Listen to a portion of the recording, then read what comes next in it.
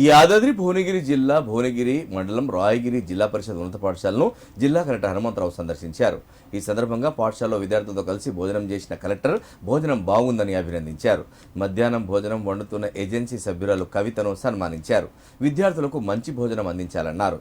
విద్యార్థులతో మాట్లాడి ఎలా చదువుతున్నారని అడిగి తెలుసుకున్న కలెక్టర్ 10/10 జీపీఏ వచ్చిన విద్యార్థులకు సైకిల్ ఇప్పిస్తానని హామీ ఇచ్చారు. 10వ తరగతిలో విద్యార్థులు అందరూ కష్టపడి చదువుకొని జిల్లాకి మంచి పేరు తీసుకురావాలని కోరారు.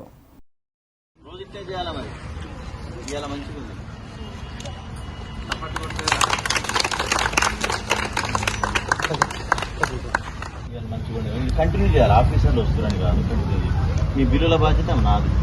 కంపల్సరీ పొంగని అడిగిన అన్నీ అవుతున్నాయి, సబ్మిట్ చేసిన వచ్చేదాకా ఫస్ట్